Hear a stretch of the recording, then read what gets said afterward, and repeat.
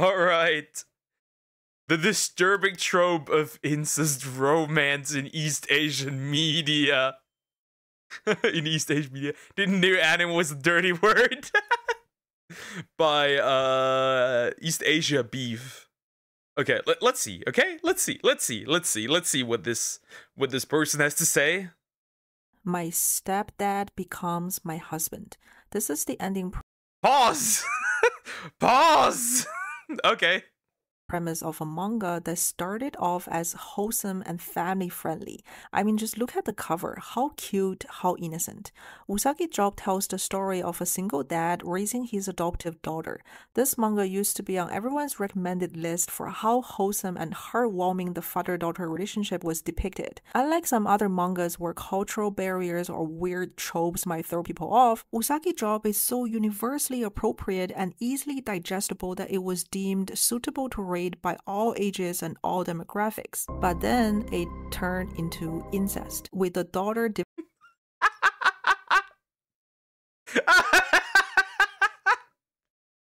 Nah, no way, bro. That is vile. That is NTR on a completely different level. The manga itself gets NTR'd here. Corrupted. That is horrible. That is horrible. I thought it was Toradora or something. Nah, Toradora, they're classmates.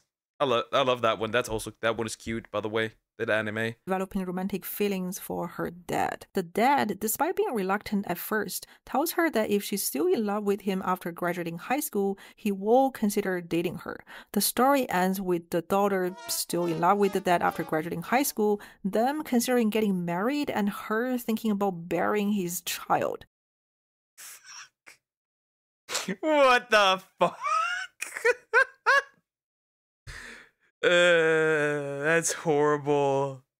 Oh no, Focus, this is almost as bad as when you told us about that guy wanting to remove the beak of an octopus. This is horrible. This is horrible. This is horrible. This is horrible. F you for that, by the way. You will know it. You will need to know these when I find them. Don't worry. Now, some may say, okay, that's disgusting and weird and all, but that sort of incestuous romance exists in Western media as well. It's a trope found everywhere in the world. Like, people have all kinds of weird...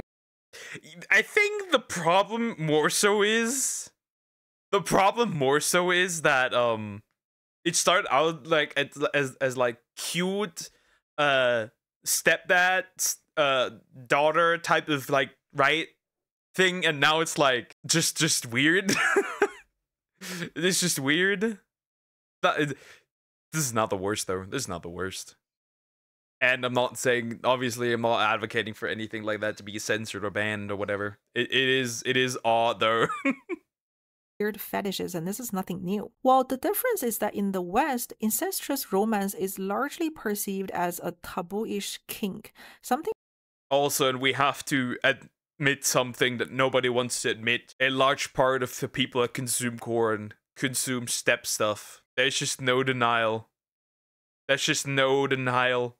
Besides in Game of Thrones, it's like Middle Age timeline in our Middle Ages. There was absolute incest and royalty. Oh yeah. The it must stay in the family.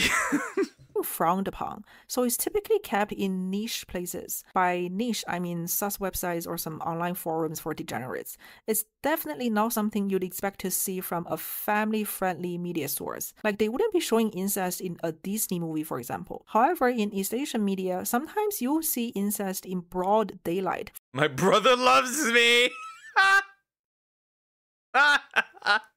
Horrible. From sources that brand themselves as wholesome and innocent. How is this okay? It's okay because the characters are not blood related, and therefore it is not incest, period, by East Asian standard. I mean, it technically isn't. At least biologically it isn't. This is like the argument of somebody saying they want to adopt a 17-year-old, and once that 17-year-old turns 18, they're gonna marry them. Same energy. Even though their relationship has clearly demonstrated characteristics of a family bond, such as the guardianship element or the nurturing dynamic where one side is clearly emotionally and financially reliant on the other, something you typically only see among family members. But hey, no blood means problem-free. With this guiding principle in mind, let's mention some other examples. Violet Evergarden, one of the most hyped coming out of age anime. I remember this show being pushed so much by Netflix to every anime watcher during COVID. I thought I was watching this. I haven't watched this yet. Talk about pre-order. The pre-ordering. Oh. No, you know, people in many countries used to do that. Likely, yes. Very likely that there's a good chance they grew together since babyhood, not blood related, is okay. Wait a sec, I'm going to puke a bit. No, it's not. Okay. That's certainly weird. But it's fiction, so I can't really say anything. As long as it's fiction, all is fine. When somebody starts doing that IRL, we have a problem. Quarantine as if it was the new hallmark of non-sus anime. It is another highly praised show, widely perceived as wholesome and pure, albeit with a tinge of sadness as it touches on some deeper themes. Overall, nothing controversial or problematic should ever come out of this show, which would have been the case if the show ended with the anime seasons, but it did not. They made a follow-up movie, and in that movie, they made a plot move despicably similar to Usagi Drop, with the two characters, Violet and Major, confessing their romantic love to each other, which is pretty freaking weird because up until that point, their relationship has very much resembled a father-daughter one, or a guardian and a ward. I mean, he practically raised her. She was a 14-year-old child orphan. He was 28 or 29 years old. He named her and taught her many aspects of life, doing all these things that a father-ish figure would do. And to those arguing that the confession scene is not meant to be romantic, go read the light novel where the story is adapted from. It explicitly says that they start dating and eventually move in together. So now we're starting to see a pattern. Stories. I don't really care. That's not that big of a deal. That's not that big of a deal. This one, surely weird because like she's a young kid. This one, not particularly. That one, I don't care about that one. That's not super weird. That start off looking completely innocent somehow derail in this unhinged, unexpected direction. But it's not unexpected. Also, you can't compare them. One is like way more mature than the other. Nah, actually, I think she's talking crap. You can't compare them because one is one is way more mature than the other one. Like one is less innocent than the other one. Because one is covering way more mature themes. Because he's not, these two are not comparable. They never saw each other as family figures. Like in Usagi Drop, remember how the girl refused to call him father since the beginning? As long as people don't address each other as family members, then it's not incest, right? Well, here's another interesting example from a famous C-drama. The other one is technically not incest because he's taking care of her, but it's not really, like, it's not established as a father, like, adopted or anything, so not really. The first one, I can see her argument, right? I can see it. But the second one, Violet Evergarden, I don't see that argument. Nope. An anime will make incest about 50-year-old siblings love. Is it better? No, not technically, because they're actually siblings in this case, depending. I don't know. I think we have an anime out there that actually covers sister brother love. I don't know the name of that one, but I'm pretty sure that exists. Called Go Ahead. This drama aired in 2020 and it was a huge hit in China, setting a record for the highest viewership count on the TV channel it aired on. It was also popular globally, becoming one of the most viewed C-dramas on YouTube. So if you don't know, most C-dramas can be watched directly on YouTube from the production company's channel. Now, I don't know how they came up with this English translation Go Ahead as the drama title, which has nothing to do with the original title. The original Chinese title actually means in the name of family, which right off the bat tells you what this drama is about. Familial love. 3 kids that are not blood related end up living in the same family, essentially becoming step siblings. And this time, unlike in Usagi Drop or Violet, they actually acknowledge each other as family members. The girl addresses the 2 boys as elder brothers. And although the two boys address her by her nickname instead of calling her sister, all three of them call the same man father. So there should be no ambiguity around it this time. The clear indication is that they are siblings. And the first half of the drama does exactly that, showing them growing up as siblings, which is the whole theme of this drama, that family is not necessarily about blood relations. It's about supporting each other. It's about this bond that transcends biological ties.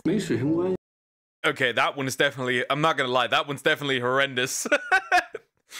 A love triangle between step siblings, that one's definitely horrendous. Right? If it's like a story where like they just get freshly like become a family and then fall for each other, okay, I can understand that. That makes sense. But like when they grow up with each other, then it becomes horrendous. But a wise anime woman once said, it's not hot when they're not blood related. Pause. Pause. A love triangle made of step siblings. Bend the word daddy and bring back the word dad. The thing is, like, it has been sexualized, right? The word itself is not bad, right? If like a little girl comes up to like her father, like, and calls him daddy, that's like, that should be normal, right? That should be normal, right? The problem is that our minds are corrupted. The word isn't the problem, it's our brains. It's what we consume. This line right here, it moved me to tears the first time I watched this show. However, knowing what happened later on, I can't help but feel like a complete naive dumbass. Yep, you know where this is going. This drama turned to incest halfway through. Although the girl still sees the two guys as only brothers and nothing more, the eldest brother starts to show strong romantic feelings towards her. And the way that unfolds is pretty unpleasant. Like, she clearly does not feel that way yet, while he's already taking moves, like kissing her when she's unconscious in her sleep. Ain't no way. Okay, well, that's a problem. That's horrendous, right? But it's been sexualized, and I don't care if I'll call you dad. Hey, That's it. That's it. That's it. That's it. I'm talking to my I'm talking to the chancellor. You're no longer getting weapons from us. That's it. Which kind of gives off that Edward stalking Bella vibe. It's just creepy. Oh, and by the way, the middle brother also confesses to her and proposes to marry her. So now we've... What the fuck? Okay, that one. Okay, that one. That one. Okay, that one. I get that that one's weird. Officially got a love triangle between three siblings. As soon as this happened, I dropped this drama, not putting up with this. But if you're curious about the ending, she ends up with the eldest brother according to my spoiler. Oh god, it's horrendous. That is horrendous. Wow, that is horrendous. That is... research. Now, the reason why I find this example particularly interesting is that, remember, C-dramas have to go through censorship before being aired on national TV. CCP's media department needs to make sure every show meets certain ethical standards. So if it deems a show having bad ethics, it will not allow it to air. It is for this reason that CCP bans LGBT shows, because LGBT marriage is illegal in China. Now, let that sink in with you. The fact that they would ban LGBT romance yet approve shows like this with quasi-incest really says something about their values. And... Sweet Home Hong Kong! She calls them love and honey. That's also one that makes me melt, by the way. Yeah, that's horrendous. This is horrendous. Understandable, though. You have to give China one thing, though. They are incredibly well versed in queerbaiting. They are milking the LGBTQ community through their gacha games like it's nothing. And not gonna lie, it has aura. Imagine you can trick the people that... Imagine you can... You hate the people and you can trick them to support you financially. Think about it. Think about it. No other media, no other country has achieved that. No other. That is skill. That takes aura. Speaking of C-dramas, if you're a shipper of this type of step-sibling romance, I've got good news for you. Apparently next year, they're scheduled to release at least 7 C-dramas featuring a step-sibling romance. Hey, they have a problem with, they also have a single epidemic, and they have a single epidemic, so maybe this is their way to combating this one, so they can have more babies. If I remember correctly, when I was a kid, there was a show about incest that got aired. Wow, that's aura you're above average IQ German brain can't even imagine. Should have never told you that. I should have never told you that. Mistakes have been made. Plot. Many of them star A-list actors. For example, this drama, which recently finished filming, stars actress Esther Yu, one of the most popular actresses in recent years. Based on the novel it's adapted from, apparently it tells the story of a girl who falls in love with her stepbrother, whom she only discovers is her stepbrother when she turns 19. So I'm assuming before that she had always... That is horrendous. That is horrendous. That is horrendous. That is horrendous.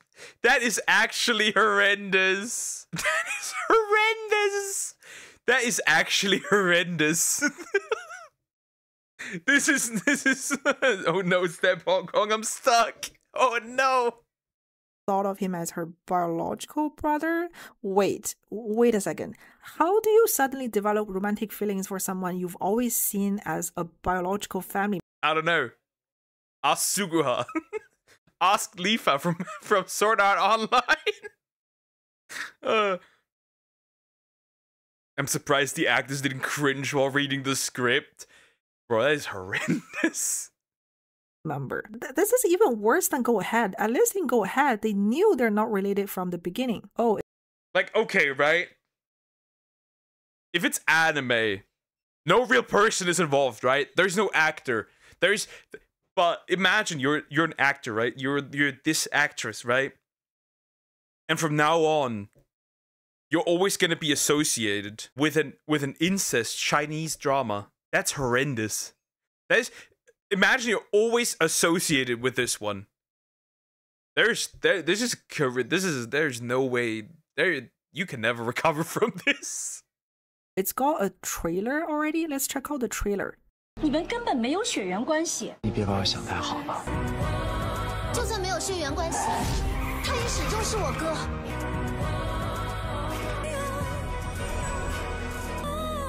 我给昏头了。What did I just watch? This is horrendous.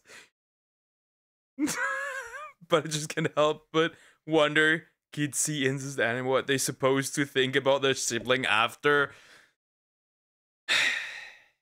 Don't we all want the sister or brother like that anyways?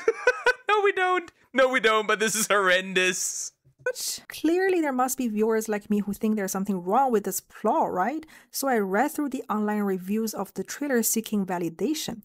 But nope, it's largely been positively received. The only type of criticism is on things like casting choice or audio quality. Not one comment questions the basis of the story. What is going on? All these lead to my research topic of this video. Why is incest romance so widely accepted by East Asian audiences? Alright, I know I said research topic, but with this subject matter, it's practically impossible to conduct empirical work. Like, I don't know how I'm supposed to collect data by interviews. That's too embarrassing. No way I'm letting my acquaintances know I'm interested in this type of stuff. So FYI, the rest of this video is not based on any scientific or empirical evidence. It's just me, a random person, yapping about my hypotheses. I personally think there are 2 surface level factors and 1 deeper factor that explain why romance between step families is popular in East Asian media.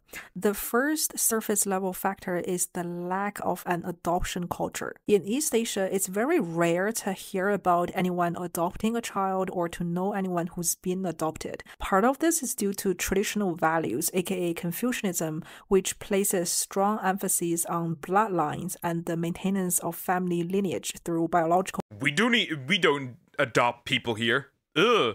I know why it's taboo and that makes it better. It's probably that, right? Right? That's probably the thing. Again, The problem of this video is that it's also kind of, see, the disturbing trope of incest romance, right? What she does not bring up is the fact that here in the West, let's look at what the most popular categories are, right? I need to properly Google this without it being weird. I'm asking ChatGPT. Stepsister, stepmom, mom, MILF, brother, sister, stepdad, daughter, family. That's the type of stuff that is very popular. So yeah, we're cooked. So I'm not surprised. I'm not surprised at all. This isn't surprising to me. Heirs. This can lead to a reluctance to adopt, which is evident from adoption statistics. All three countries have significantly lower child adoption rates compared to the US and much of Europe. Moreover, there's a kind of social stigma associated with adopted kids. For example, research on educational outcomes for orphan Korean children suggests that adopted kids are more likely to become the target of bullying in Korean schools. As a Adopted kids also are more likely to be abused, just everything. Adopted kids just get everything. They're less likely to be loved, or they're less loved. There's no argument to be made, really. That just makes sense. Checking Korean yes, I check Korean categories. I check Korean categories. Result, when kids do get adopted, often it's done in a secretive way, like the parents will hide the adoption status and lie and say they're actually their biological child. Because adoption is so rare, people aren't used to seeing it the same way as a biological family. So one can argue that this has led to a devaluation of adopted familyship, in the sense that people almost view adoptive families as a less legitimate form of family. Step siblings, that means they're not real siblings. So if they like each other romantically, that's fair game. The second surface level factor is media gaslighting. The way East Asian media portrays romance on screen can be quite manipulative, in the sense that if they want you to root for a couple, they will film, edit, and produce it in a way that makes it impossible to not become a shipper. It makes you feel extremely guilty for ever questioning the morale or... I have to say this. Shippers are the worst. Shippers provide nothing of value to any community that they're in. I said it. I don't care. Nothing. You could remove all shippers and nothing of value is lost. Because they only cause problems. They only cause problems, no matter what community they are. That's it. That's my statement. Ethical basis of the relationship. Like, they're just two little individuals desperately seeking love, so why would anyone want to get in the way of their happiness? The melodramatic background music, the running, the cinematic tone, the ultra-emotional facial expressions. How could you watch this and not root for them? Is your heart made of stone? And compared to Western media, the lack of sex scenes in East Asian shows actually plays to its favor, further perpetuating the wholesome, pure vibes. In comparison, when you watch Cersei and Jaime make out in Game of Thrones, I don't think you will go, yo, this is true love, I'm in. Instead, you probably feel disgusted because it's just lust, which... Nah, this is true love, I'm in.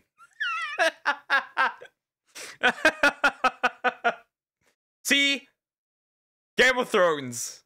Imagine you're the little boy. You climb up the walls, right? The tower or whatever that was. And then you see two siblings fucking. And they just throw you down. That is still horrendous. She's not wrong. Second point is so true. They're literally made for each other, but they're siblings. Well, they come from the same place. Well, these two at least come from the same place. Makes it nothing but scandalous. So I personally fell victim to this media manipulation with a K-drama called That Winter the Wind Blows. This is a pseudo-sibling romance drama, and the plot goes something like this. The male protagonist fakes his ID to pretend to be the elder brother of the female protagonist in order to scam her for money, and she believes him. So they interact as brother and sister, but during the process, they fall in love romantically. So again, very messed up plot. But when I first watched it at 13 years old, I ate this up. I shipped them so hard that I wanted to destroy Are you saying you're a slop piggy? Are you saying that these people are producing incest slop and you were a piggy eating it up? More slop for the piggies! Anyone or anything that got in their way, be it other characters or even society and ethics in general. I questioned why their brother-sister context was even an issue, because the show does such a good job at portraying their chemistry that viewers can't help but throw their sanity away. It wasn't until this year when a 20-something-year-old me rewatched it that I began to realize, hold on, there's something wrong with this plot. This is wacky. So I had been gaslighted this whole time, overlooking how weird that relationship was. However, media gaslighting and lack of an adoption culture only explain why the audience accepts what is being pushed to them. They do not explain why the audience may actively seek for incest romance. Explaining that requires a deeper cause. And here is my hypothesis. I argue that what makes incest romance disturbing is precisely what makes it popular in East Asia. Think about it. Why is incest romance so disgusting and disturbing? The inbreeding part is not the only aspect that makes it gross. There's also an aspect of power imbalance. When one character takes on a guardian's role, or when one side It's essentially just pro-shipping. Let's call it what it really is. It's just ooh, incest. Awooga incest. Awooga sex. It's fiction. I don't give a rat's ass, to be fair. I'm gonna be honest. But you know, Cersei and Jaime relationship, you know, they were like that just at the first scene. The next time they made love, Jaime son of That's just worse. I'm not blaming him if you know the story. Oh, that's horrendous as well. Completely relies on the other for financial and emotional support. Yet this power imbalance might just be the thing that turns people on. Because you know what else is really popular in East Asia? Teacher-student romance. Why is she under the desk? This is the plot of a corn already. Why is she under the desk, bro? Why the fuck is she under the desk? There will be no desk sloppy toppies. 请喝茶。 So East Asian media seems to have this habit of turning someone's dependency on a caregiver or mentor into romance. Like in almost all the examples I've mentioned today, it always starts with a young person who's either financially or emotionally vulnerable, gets taken care of by a guardian-like figure, forms strong attachment to that figure, which later evolves into romantic love. In Usagi Job, the story begins with the girl losing her family and having nowhere else to go. That's when the male protagonist took her in. He then provided everything for her, becoming her every and only safety net. In Violet Evergarden, not only did Major take care of Violet and introduce her to the world, it was also implied that Major was the only one who was nice to her back then. So again, him being her sole protector and support system. In Go Ahead, although the girl did not technically act as a guardian to the boy, she was his emotional support. Whenever he had a depressive episode or anxiety attack, he always turned to the girl for emotional comfort, essentially treating her as a therapist. Now, many of you may say, okay, you don't need to be this wordy. Isn't that just called grooming? Well, here's how the slyness of East Asian media comes in. In order to make it seem less like grooming, the writers will usually make the subordinate take the move, the person who's in the lower position of power. But for example, in Usagi Job, they made the girl take the initiative. And they will often add an episode of the guardian pushing back or initially saying no to make them not look creepy and predatory. This plot design not only mitigates controversies regarding grooming, it also gets to capitalize on a particular psychological vulnerability found amongst some East Asians: insecure attachment style from when you're a child. So attachment theories suggest that bonds formed between you and your caregiver in childhood can significantly shape how you form adult relationships. According to an NIH psychology study, people from the East Asian region have the highest levels of attachment anxiety, with insecure attachment being the most prevalent attachment style, arguably caused by caregivers who are overly focused on the kid's academic or career success instead of That makes sense. That makes sense. But again, it's kind of fiction, so I don't give a rat's ass. However, if you do this IRL, And you will receive a side eye if you start pre-ordering. Isn't that Filipino actor allegedly grooming a teen? I have no idea. I don't look at Filipino news. Providing emotional nurturing. On the other hand, romance dramas or romance novels often present an idealized fantasy of what we otherwise wouldn't experience in real life. Like many of us read a novel or watch a show for escapism, getting away from the distasteful reality. Therefore, the mentor's role, whether as a teacher, a guardian, or caretaker, almost acts as an idealized psychological anchor. So what you think is love is rather a reflection of your desire for acceptance and security, which should have been offered but wasn't offered in real life. On a Reddit thread about Usagi Drop's ending, this Redditor's comment perfectly summed this up. Honestly, I can relate to Usagi Drop's ending. He provided a home for her, was always there to support her. Growing up being neglected by my family, I'd probably also fall for someone who offers that level of stability. I hate it that I can relate. So yeah, anyhow, I'm very curious to hear about everyone's opinions on this subject, so feel free to leave a comment. Thanks for watching. My opinion is quite simple. It's fiction. I don't care much. Especially when it's anime. One thing that would be weird though, if you're an actual living human being in these roles, and what's the word? You are now associated with this incest romance, and all people know you for is this incest romance.